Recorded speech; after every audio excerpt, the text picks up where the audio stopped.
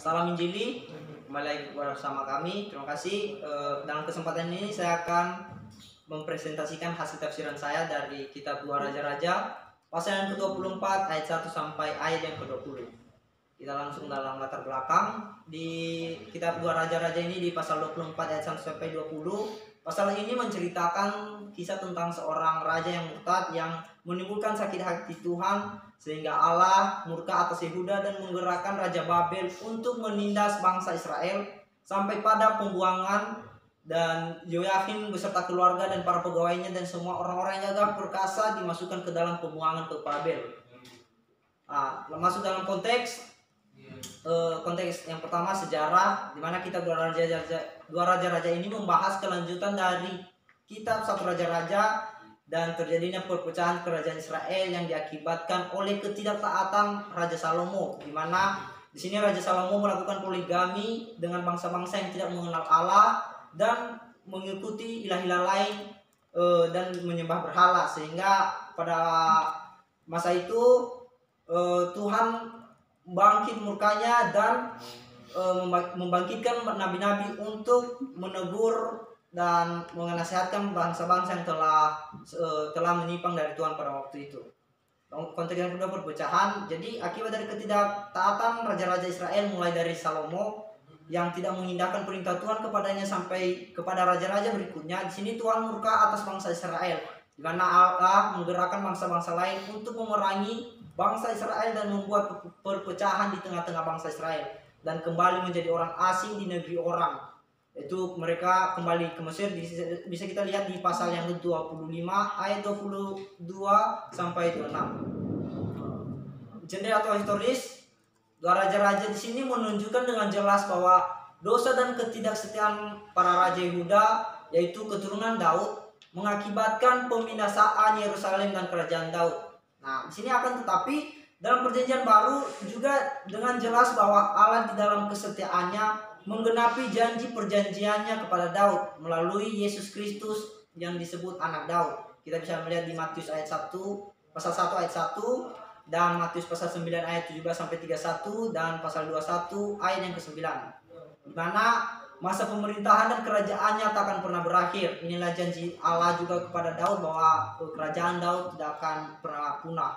Jadi janji Allah dalam konteks kerajaan Daud yang tidak akan berakhir dan punah digenapi dalam diri Yesus yang akan datang kembali menjadi raja di atas segala raja, dan dialah sendiri yang akan memerintah di dunia ini. Baik, kita langsung masuk dalam tafsiran. Di ayat 1 ada kata Babel di sini, di mana Babel dalam bahasa Ibrani adalah Balal yang artinya kekacauan atau pencampuran. Jadi pergerakan atau datangnya Raja Nebukadnezar menyerang kerajaan Yehuda yang pada waktu itu yang memimpin bangsa Yehuda pada waktu itu adalah Yoyakim, dan Raja Babel di sini juga merupakan suatu hukuman Tuhan atas kencakakan manusia yang nyata sekali dengan pembangunan Menara Babel dan membelakangi Tuhan. Jadi arti dari Babel tadi kita mengetahui bahwa kekacauan atau pencampuran. Jadi datangnya Raja Babel untuk memerangi bangsa Yehuda pada waktu itu merupakan hukuman dengan melakukan kekacauan, sehingga dengan datangnya Raja Babel menindas bangsa Mesir terjadinya kekacauan dan terjadi perpecahan di sana. Jadi sudah jelas sekali bahwa datangnya Raja Babel di sini yaitu merupakan hukuman atas perbuatan yang dilakukan oleh moyangnya, bahkan dia sendiri juga menyimpang dari Tuhan. Jadi di sini juga si Yoyakim sendiri juga melakukan apa yang jahat di hadapan Tuhan. Yang ayat kedua di sini dikatakan sesuai dengan firman Tuhan. Jadi penahanan kerajaan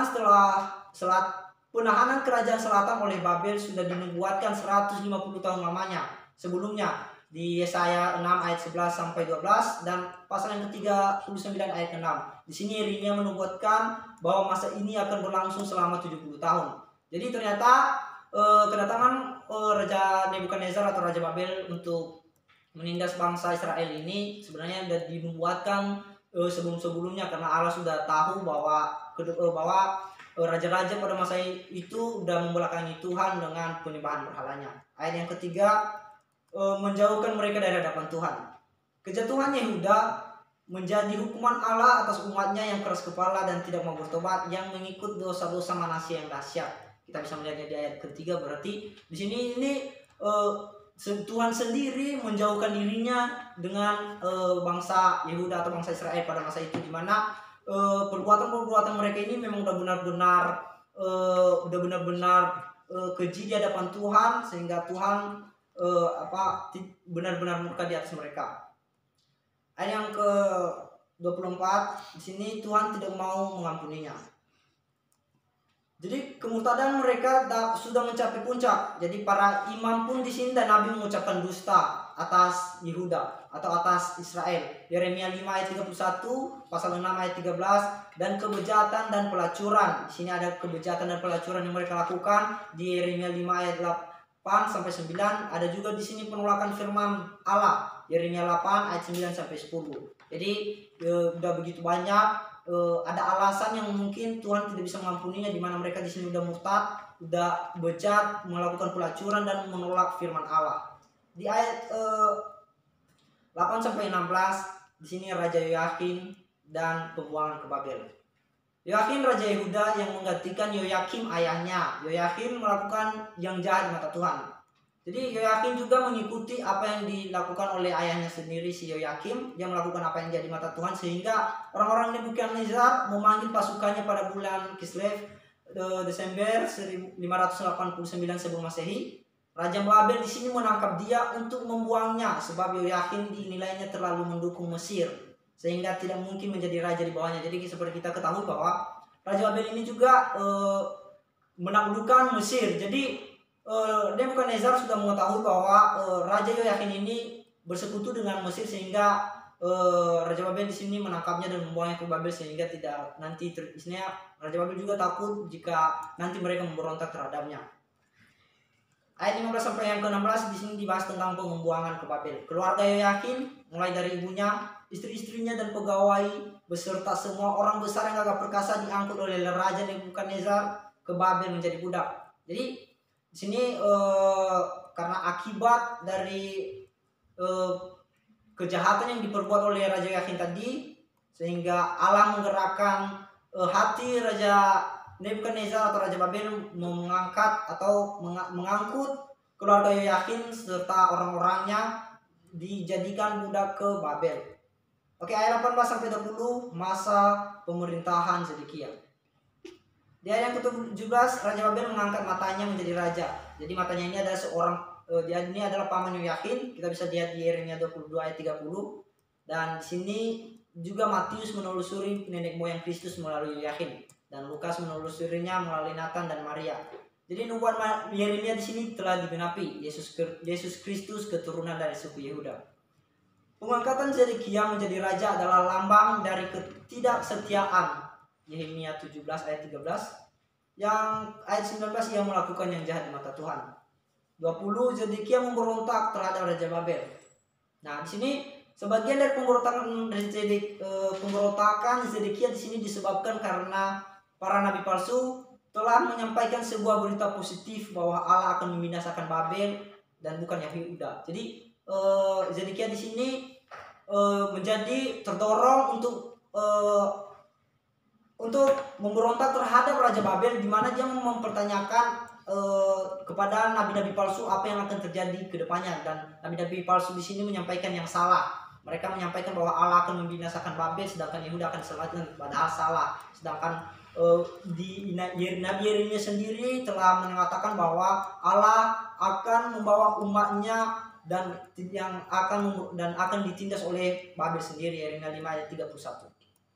Jadi hukuman Allah atas umat PL-nya merupakan peringatan bagi orang percaya masa kini. Kalau Allah tidak menyayangkan cabang-cabang asli, ia juga tidak akan menyayangkan yang dicampurkannya jikalau mereka menyesuaikan diri dengan dunia dan gaya hidup yang penuh dosa. Roma 11 ayat 18 sampai 25. Jadi kita tahu bahwa bangsa pilihan itu bangsa Israel, dan di mana mereka telah murtad di hadapan Tuhan, sehingga Tuhan juga membangkit murkanya dan menaruh hukuman atas bangsa Israel pada waktu itu, sehingga saat ini orang-orang percaya masa kini kita harus lebih jangan sampai kita menyesuaikan diri dengan dunia dan gaya hidup kita penuh dengan dosa, sehingga janganlah sampai murka Tuhan yang terjadi di masa PL ini terjadi lagi atas kita saat ini.